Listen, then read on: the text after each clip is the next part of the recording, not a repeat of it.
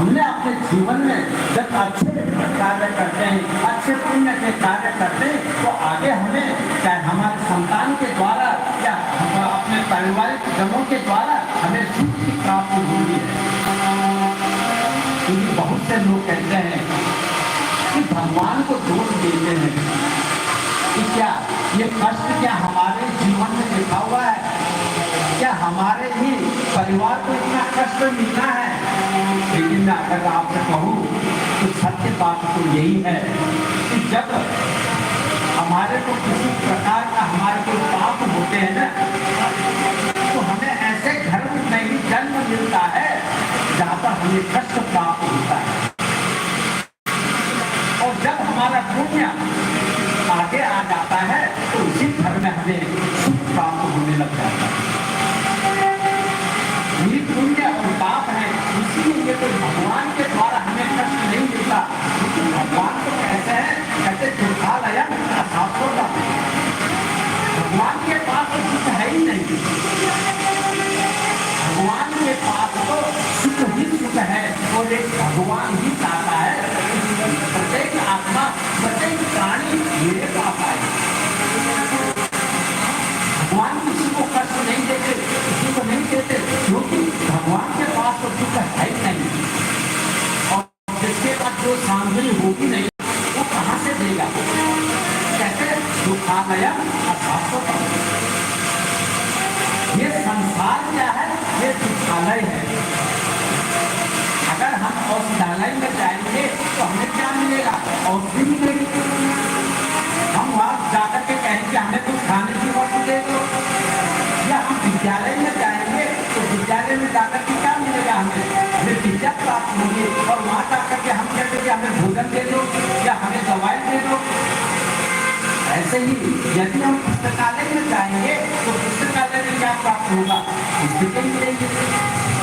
तो ऐसे ही ये जो संसार है ये पुस्तकालय है। परमात्मा के पास तो केवल सुख है और उस सुख के लिए हमें जो है स्वयं को पुण्य करना पड़ता है।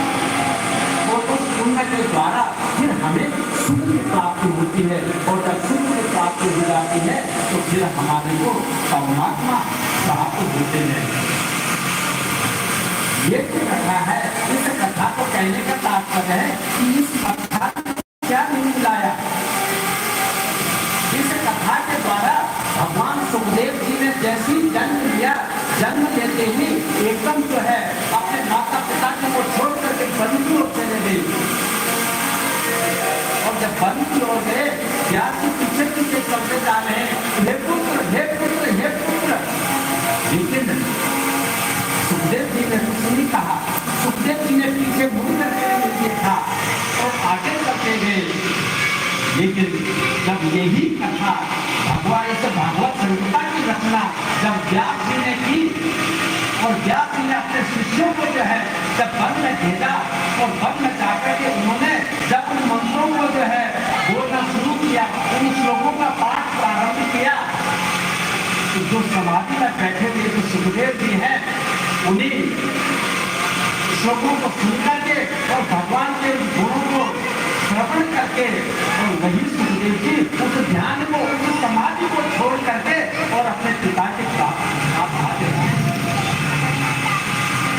इसी प्रकार भगवान जब प्राप्त होते हैं तो इस कथा के द्वारा प्राप्त होते हैं कि हम इस धीर से इस मन से हम कथा में नहीं